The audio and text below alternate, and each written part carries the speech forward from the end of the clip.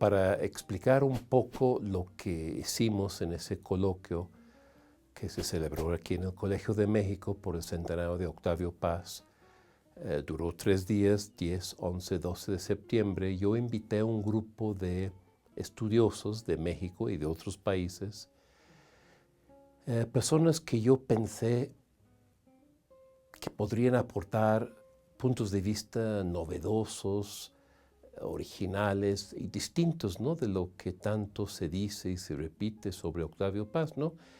En México hay una especie de, yo creo que una saturación de lugares comunes donde se siguen diciendo un poco las mismas cosas sobre Octavio Paz, ¿no?, repitiendo clichés a veces, ¿no? Algo que siempre me ha llamado la atención a mí es que en Paz el interés mayoritario, curiosamente, no es sobre el poeta, claro, su poesía es difícil, tiene pocos lectores, sino sobre la figura pública, ¿no?, el intelectual, el que interviene en la política. Y yo creo, así lo dije en el coloquio, que en México el intelectual ha desplazado un poco al poeta Octavio Paz. Claro, yo considero que Paz es sobre todo un poeta. Él mismo se consideraba poeta y todo lo demás era por añadidura, una extensión que realmente había que considerar en relación con su obra poética, ¿no? Entonces, sobre esto yo quise que enfocáramos más bien la obra literaria, por eso yo, que soy un crítico literario, yo invité a especialistas en la poesía, en los ensayos de Octavio Paz, y se tocaron varios aspectos que no se suelen tocar, ¿no? Por ejemplo, yo mismo hablé de Renga, ese poema muy experimental, yo creo que es el más experimental de Paz. Claro, es una obra hecha con 3 poetas más, es una obra en 4 idiomas, hecha por 4 poetas que escriben distintas partes de secuencias de sonetos, hasta un total de 27 sonetos. Es una obra que no se suele discutir mucho, yo creo que tiene muy pocos lectores, y como elemento novedoso decidimos hacer una lectura en vivo de Renga, y es lo que más gustó de todo el coloquio, me impactó. Yo tenía miedo de que no fuera bien recibida la lectura, porque es un texto sumamente complejo, con muchos juegos eruditos, muchas alusiones, y el problema de estar en 4 lenguas distintas, ¿no?, el español, el inglés, el francés y el italiano. Lo que hicimos fue proyectar solo la traducción de todo al español que hizo el mismo Octavio Paz, pero los 4 hablantes hablamos en 4 idiomas distintos, ¿no? Yo tomé un poco el papel de Tomlinson, el poeta inglés. Fabio Morábito dio voz a las estrofas de Octavio Paz en español. Rose Corral actuó, porque sí hubo una parte de performance, de actuación, la parte de Jacques Roubaud, el poeta francés, y por último María Pia Lamberti nos hizo el favor de articular las estrofas de Sanguinetti, el poeta italiano. Entonces yo tenía un poco de miedo sobre cómo iba a ser recibida esa lectura, pero me dio mucho gusto de recibir los comentarios sumamente positivos de varias personas que me dijeron simplemente pues nunca habían entendido nada de Renga, que cuando uno lee Renga como un texto impreso, uno no puede apreciar el carácter polifónico de la obra, y eso se puede apreciar muy bien en una lectura en viva, ¿no? Entonces hicimos esa lectura, que es una especie de performance, y yo creo que acercó muchísimo el texto a lectores que antes o no sabían de Renga o lo habían leído y no habían entendido nada. Entonces eso es lo que más gusto me da del coloquio, además de las excelentes ponencias, ¿no?, que puedo comentar un poco, pero esa lectura en vivo de Renga yo creo que fue un hallazgo, ¿no?, porque ahí se entendió, se escuchó y se vio el carácter dialogante, el carácter polifónico de la obra, con elementos de humor. Claro, tuvimos que exagerar un poco, ¿no?, en la actuación para que fueran muy evidentes esos guiños, sátiras, críticas mutuas que se hacen los cuatro poetas entre sí mismos, ¿no? Entonces yo creo que eso es lo más llamativo, lo que a mí más me llamó la atención de los 3 días que duró el coloquio, ¿no? Y sobre las ponencias, pues hubo enfoques muy originales de aspectos poco trabajados de Paz. Por ejemplo, Antonio del Toro nos habló del Octavio Paz, lector de Antonio Machado, del poeta Machado, ¿no? Un aspecto que se suele obviar y se suele comentar la influencia del pensamiento de Machado en Paz, pero no tanto de su poesía. Y su poesía sí tuvo una influencia, yo creo que considerable, tanto en el joven Paz como en el último Paz, ¿no? También se hicieron análisis de ciertos textos famosos de Paz, como Pasado en Claro, que creo que Jordi Doce habló aquí de su lectura de ese texto.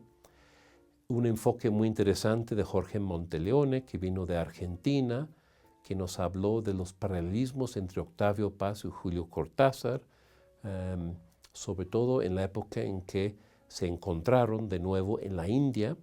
Julio Cortázar fue con su esposa y se quedaron en casa de Octavio Paz en Delhi, en la India, y surgieron 2 textos paralelos de eso, el monogramático de Paz y en la misma época La prosa del observatorio, un libro muy curioso, poco estudiado de Cortázar en prosa, que tiene mucho que ver con la prosa que escribió Octavio Paz en la misma época, ¿no? Hubo enfoques también de distintos aspectos de la obra de Paz. Christopher Domínguez nos habló un poco de la biografía que acaba de terminar de Octavio Paz. Una estudiosa de Canadá, Elena Dunsmore, nos vino a hablar de la figura de la espiral en varios textos de Paz. Es una figura geométrica con, pues, relaciones muy importantes con sistemas muy primitivos de pensamiento, con la mitología, e incluso con una beta que podríamos llamar pitagórica tal vez, ¿no? Del pensamiento griego, presocrático. Muy interesante su enfoque, ¿no? James Valenden nos habló de la relación de Octavio Paz con el surrealismo, que sí se ha analizado mucho, pero no como él lo hizo, que fue a través de la relación muy importante de amistad que tuvo Octavio Paz con Luis Cernuda, el poeta español que Paz conoce en la Guerra Civil de España en 1937 y que se vuelve a encontrar después en los años 50 en México, después de una larga correspondencia que no conocemos porque no se ha publicado, pero se sabe de la existencia de esas cartas. Bueno, hizo un interesante análisis del concepto de amor que hay en los años 50, tanto en el Paz de la Estación Violenta y sobre todo en Piedra de Sol, y ciertos textos de Luis Cernuda, ¿no? Que durante una época ejerció una influencia que el mismo Paz reconoció, ¿no? Una influencia sobre el poeta mexicano. Alberto Ruiz Sánchez nos habló del Octavio Paz crítico de arte, ¿no? El intérprete de obras plásticas, de pintura. Hizo una exposición muy accesible que gustó mucho al público, ¿no? Y después hubo enfoques del Octavio Paz crítico, lector de poesía, Víctor Manuel Mendiola, nos habló de Paz como intérprete, lector, que interpreta Primero Sueño de Sor Juana de la Cruz y sobre todo el poema La suave patria de Ramón López Velarde, ¿no? Hablando de esa dimensión de Paz como lector de otros poetas, ¿no? Y sus lecturas muy peculiares, ¿no? Que siempre son lecturas interesadas, parciales. Paz nunca busca la objetividad, realmente. Él lee como un poeta interesado en otro poeta y sobre todo lee, digamos, con un interés propio, tratando de marcar sus distancias y resalta los aspectos de la obra que él mismo quiere un poco aprovechar para su propia obra poética, ¿no? Entonces el Paz lector, el Paz poeta lector de otros poetas es un Paz que tiene también su interés y no se ha estudiado tampoco tanto en la crítica que hay, la vasta crítica sobre Octavio Paz, donde, como digo, abundan clichés, lugares comunes, datos totalmente falsos que la gente sigue repitiendo. Bueno, quisimos hacer algo distinto en el centenario y rescatar tal vez al Paz los aspectos menos estudiados de su obra, ¿no? Como Renga, como el Paz lector de otros poetas, como su relación con Julio Cortázar. Hubo otros enfoques también interesantes. Adriana de Teresa, que es profesora en la UNAM, nos vino a hablar del Paz prologuista de su propia obra. Se suele olvidar que Octavio Paz, al final de su vida, es el que se encarga de editar sus propias obras completas, ¿no? A petición de Hans Mainkel, el dueño de entonces de Círculo Lectores, Galaxia Gutenberg, Octavio Paz empieza a reordenar toda su obra, reescribir ciertas partes y escribe prólogos para cada tomo de los 15 tomos originales de sus obras completas, ¿no?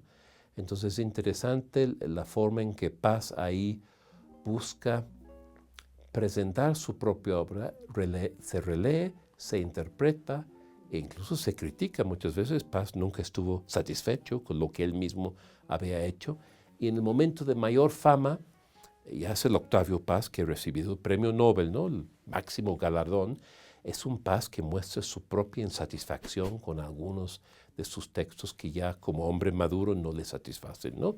Entonces hay un Paz interesante en ese aspecto. Fabienne Bradou vino, que es profesora de la UNAM también, del Instituto de Investigaciones Filológicas, nos vino a hablar de esta relación muy peculiar que ha tenido Octavio Paz con la poesía chilena y con un pintor chileno. Nos habló de las relaciones tempranas de Paz como lector de Vicente Huidobro, una figura que él conoce en la Guerra Civil de España, hace el viaje con Huidobro desde París a España, la España en guerra. Después, su relación con Gabriela Mistral, a quien conoció también personalmente. Y después, su relación con dos poetas mayores, Pablo Neruda, que tiene una influencia muy fuerte en el joven Paz, el Paz de los años 30, en la época de España, y una ruptura muy violenta unos años después, en 1943, en México, donde se pelean por varias cuestiones políticas, ideológicas. Neruda ya es un poeta que canta a la Revolución Rusa y Paz no está de acuerdo con ese tipo de poesía política, una poesía subordinada a la línea política, ¿no?, del Partido Comunista.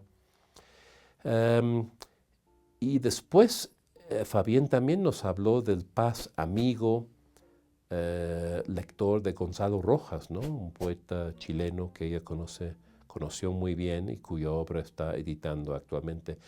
Y nos habló brevemente de la relación, creo que importante también, que Paz tuvo con el pintor surrealista chileno Roberto Mata, ¿no?, un pintor sobre quien Paz escribió poemas y también ensayos en prosa. Bueno, podría seguir, seguramente se me dan algunos los títulos de los colaboradores, ¿no?, que han participado en este coloquio, pero yo rescataría ese afán de decir cosas distintas sobre una obra ya tan analizada, tan celebrada, y ver los aspectos específicamente literarios, poéticos de la obra de Paz, que creo que es el centro de esa obra, ¿no? El intento de, pues sí, de rescatar y mostrar que la obra de Octavio Paz todavía esconde algunas sorpresas. Hay partes todavía no conocidas de la obra de Paz, su vasta correspondencia, se ha publicado unas partes de la correspondencia, faltan muchas otras partes de esa correspondencia. Paz fue un corresponsal prolífico durante toda su vida, hay muchas cartas suyas. Siempre se quejaba él de que los mexicanos no le contestaban sus cartas, entonces dejaba de escribirles, ¿no? Eso me contó de varios amigos mexicanos como Ali Chumacero, José Luis Martínez, ya se ha publicado la correspondencia con José Luis Martínez. Reyes sí le contestaba, yo edité hace años las cartas entre Paz y Reyes. Se han publicado cartas con Pere Gimferrer, el poeta catalán, que también escribe en castellano. Las cartas con Vicente Rojo, que colaboró con Paz en varios proyectos importantes. Entonces hay todavía varias partes de la correspondencia de Paz que no conocemos, ¿no? Hay cartas depositadas en bibliotecas de Estados Unidos, otras que están en manos de los herederos. Entonces, una tarea para el futuro es seguir con esa edición de la correspondencia de Paz. Fue un gran corresponsal, sus cartas a veces son obras de arte, ¿no? Son realmente muy buenas cartas. No habla de cosas triviales, aunque de repente la vida cotidiana también se cuela, ¿no? Pero sus cartas suelen ser de gran altura, ¿no? De debates sobre cuestiones de poesía, cosas intelectuales, ¿no? Yo creo que es una de las tareas pendientes que tenemos, ¿no? Estudiar mejor las partes de la obra de Paz que no están estudiadas ni agotadas, ni mucho menos. Seguir editando los textos desconocidos de Paz, incluyendo sus cartas, y también reuniendo textos dispersos del mismo Paz que no están en las obras completas, ¿no? Y sobre todo tratar de romper esos esquemas ya muy rígidos que clasifican a Paz como pues, un conservador, un neoliberal, una visión un poco maniquea, ¿no? De Paz. Y yo establecí un poco en la conferencia inaugural, quise lanzar un reto y dije que lo que más me recuerda la lectura mexicana de Octavio Paz, que destaca al ideólogo mucho más que al poeta y al creador, se parece mucho a la lectura cubana de José Martí. Espero que eso haga pensar a mucha gente, tal como los cubanos han leído a Martí, que es la lectura política e ideológica dentro de Cuba.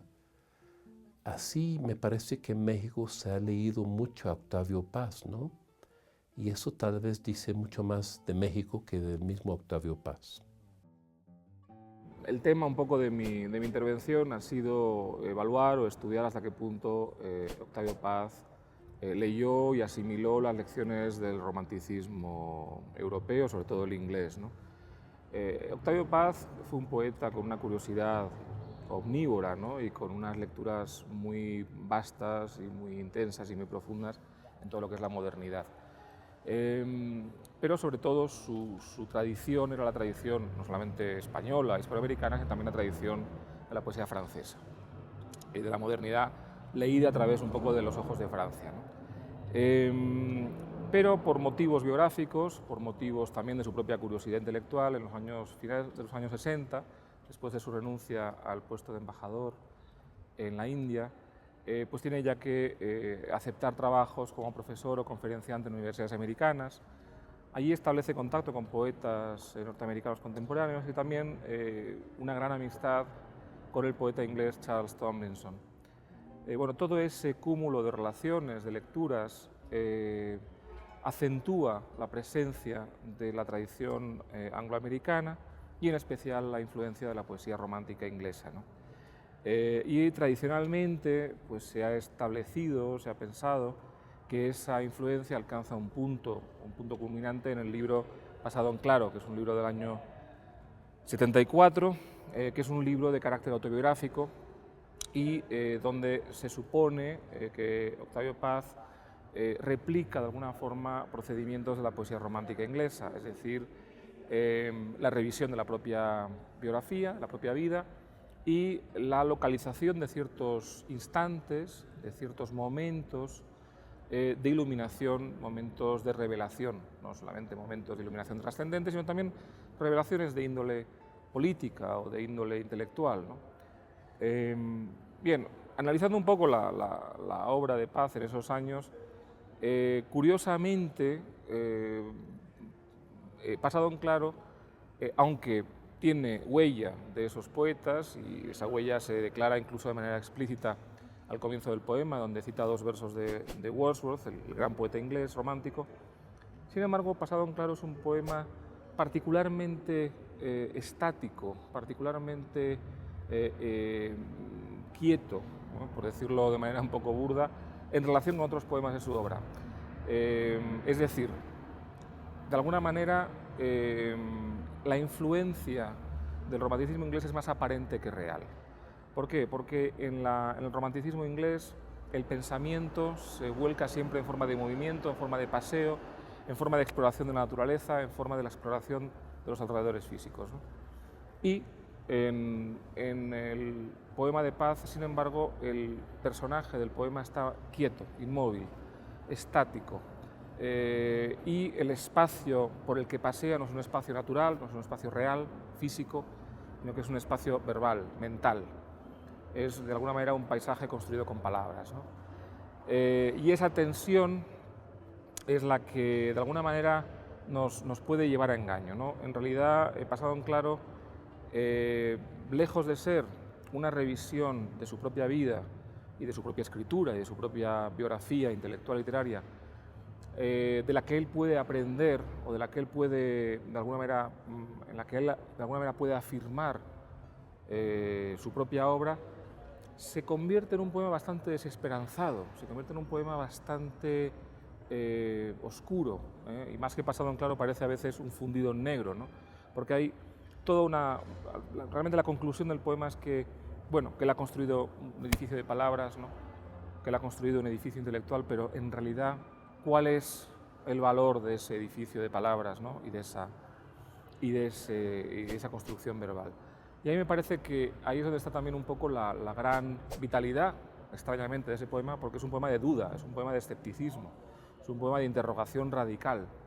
Y esto en un poeta que ya tenía 60 años y que había dado grandes libros y grandes obras. Sin embargo, en ese poema hay realmente una interrogación tan radical que curiosamente lo vuelve como diría yo, un poeta lleno de vitalidad, porque se niega a convertirse a sí mismo en monumento, ¿no?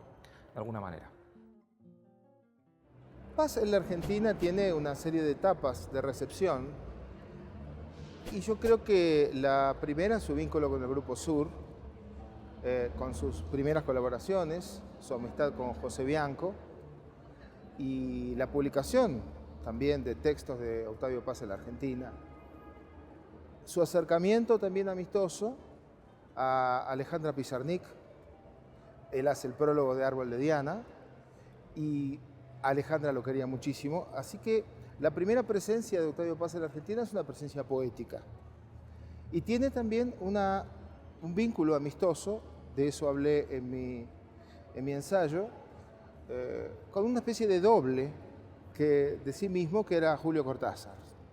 La amistad con Julio Cortázar fue mucho más importante que sus diferencias ideológicas a partir de los años 70, digamos, a tal punto que estuvieron en la India juntos. Octavio Paz recibió en la embajada mexicana en Delhi a Julio Cortázar y a Aurora Bernardes y tuvieron un intercambio muy profundo, a tal punto que estimo que dos libros fundamentales tienen una enorme resonancia: el monogramático de Octavio Paz y Prosa del Observatorio de Julio Cortázar. Y ciertas concepciones en relación con la noción de otredad de Octavio Paz y la noción de pasaje, esta idea de que estamos en un espacio que se transpone hacia otro espacio, donde esto es aquello, donde aquí es allá, y donde hay una abolición del tiempo sucesivo a través de un instante eterno. Esto que aparece en el pensamiento hindú y también aparece en el sistema de la analogía universal de los románticos y también aparece en el surrealismo, surge como problemática de Rayuela. El texto el poema que se llama Aquí, de Salamandra, que es ese hermosísimo poema de Octavio Paz, es un núcleo de sentido en Rayuela y luego se expande en estos dos libros escritos después de la experiencia en Delhi. Es decir, que hay en esta relación con Argentina también un vínculo profundo a través de la poesía y la literatura con Julio Cortázar, que además es un gran lector del Arco y la Lira. De manera que la presencia de Paz en la Argentina es una presencia raigal. Y hay uno de los mejores comentarios del extraordinario poema Blanco, lo hizo Enrique Pezzoni, que también fue secretario de redacción de Sur y que dicho sea de paso fue mi maestro y lo sé personalmente, la enorme admiración que Enrique Pezzoni tenía por Octavio Paz, sobre todo por su poesía y por sus ensayos poéticos, que tenían con la poesía, a mi juicio, una relación de grado, es decir, era la poesía por otros medios. El pensamiento político de Octavio Paz produjo, sí, ciertos rechazos en la intelectualidad argentina, que tiene también fuertes vínculos con el pensamiento socialista y de izquierda, y las críticas y el acercamiento de Octavio Paz, por ejemplo, a la adhesión al ALCA, que tuvo fuerte rechazo en la Argentina, creó una animadversión ideológica y un silenciamiento de la obra de Paz, donde no existió ni siquiera debate y polémica, sino indiferencia. Es decir, el debate y la polémica surgió con figuras como Mario Vargas Llosa, creo que con opiniones políticas mucho más superficiales que la de Octavio Paz, y al mismo tiempo mucho más fáciles de refutar. Yo creo que el último Paz, además, cuando vino a la Argentina en 1985, tuvo interlocutores que no estaban para mí a su altura, y que también confundió un poco al público que se acercaba a una figura que parecía una figura consular, una figura vinculada a los poderes establecidos, y no veía en él al poeta que fue y aquel que ahora, cuya complejidad estamos entendiendo y celebrando, y que me parece que hay que despejar. Yo creo que en la Argentina tuvo una influencia en su deslectura, esta visión ideológica que no niego, ¿no? Es decir, que estaría muy lejos porque sería contradecir al propio Paz, porque, digamos, negar que la poesía puede ser política, la política puede ser poética, y digamos que la intervención en la historia merece un debate, esto no implica que no sea leída la totalidad de una obra. Y Octavio Paz es uno de los grandes poetas de Hispanoamérica. De manera que la asunción ideológica de las últimas décadas de Octavio Paz no autorizan, digamos, a no leer obras como la Blanco, como el monogramático, como toda su extraordinaria obra poética y su extraordinaria obra como ensayista de la poesía. El arco y la lira sigue siendo, junto con Los hijos del Limo, eso que se reunió en el tomo de la Galaxia Gutenberg llamado La Casa de la Presencia, es una de las reflexiones, tal vez la más importante reflexión global sobre lo que significa el discurso poético, escrito por alguien en lengua española, por un latinoamericano. De manera que Octavio Paz merece ser reconsiderado y releído en la Argentina. Estoy muy contento y excitado de participar en este coloquio, porque Anthony Stanton tiene digamos, un papel diferente a la mayoría de personas que han hecho algo alrededor de este centenario de Octavio Paz, porque Tony tiene a la vez la posibilidad de hacer el mismo y de generar estudios serios desde el punto de vista de investigación sobre Octavio Paz, y al mismo tiempo, como lo conoció, está en el campo del testimonio. Y entonces eso es algo que no se ha explorado ahora que en este centenario de Octavio Paz se han hecho tantas cosas sobre él.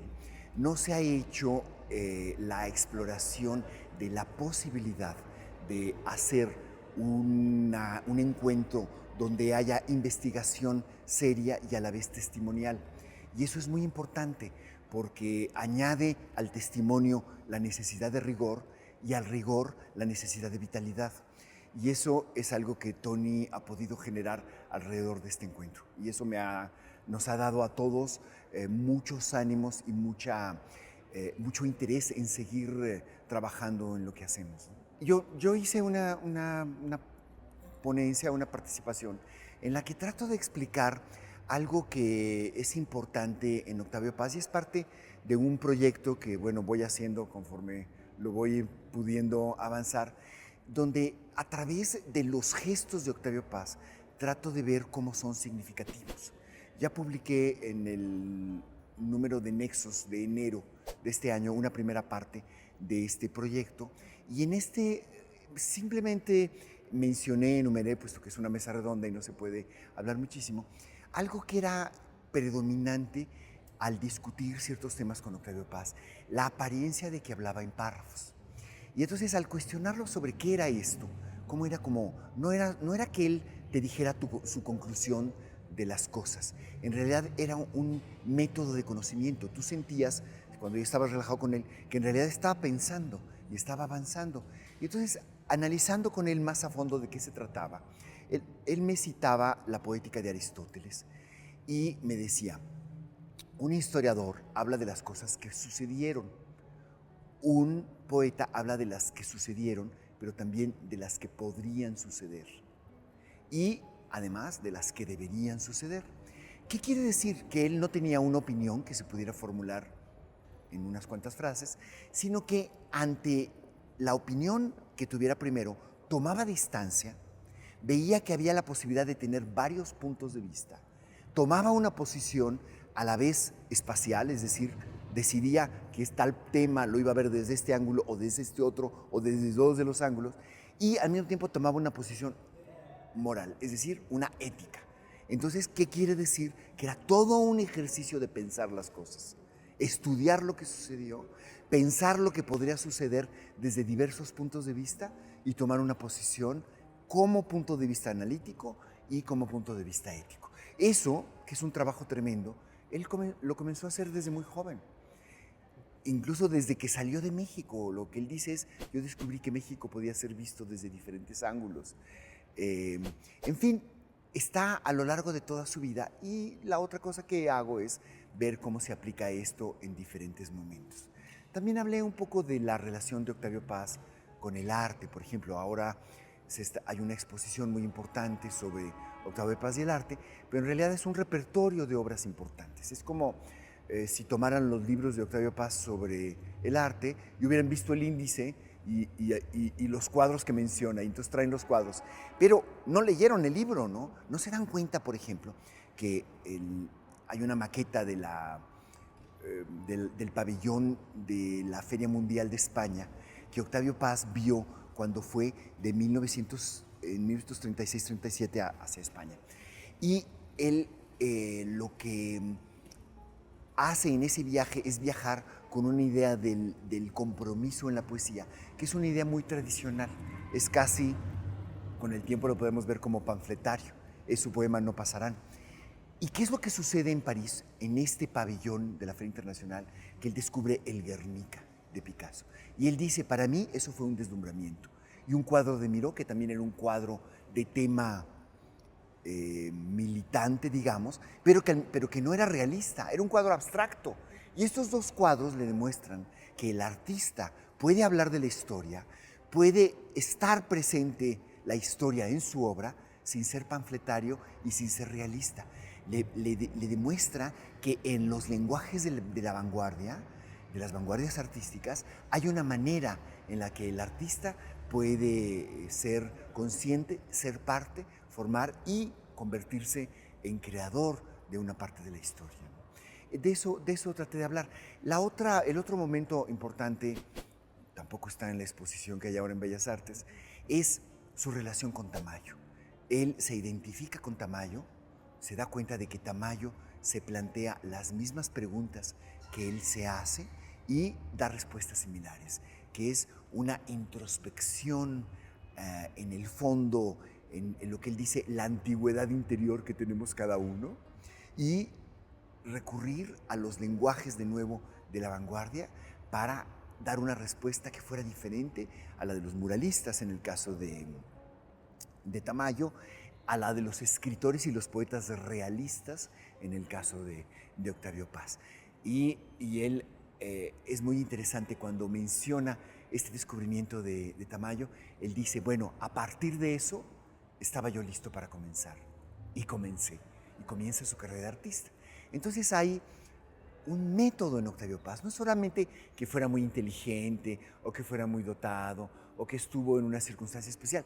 Trabajaba muchísimo Y desde joven se impuso un método de pensamiento que era un método de trabajo sobre las ideas y de trabajo sobre las cosas y de trabajo sobre las situaciones históricas y sobre las situaciones actuales, que era eso, era una labor.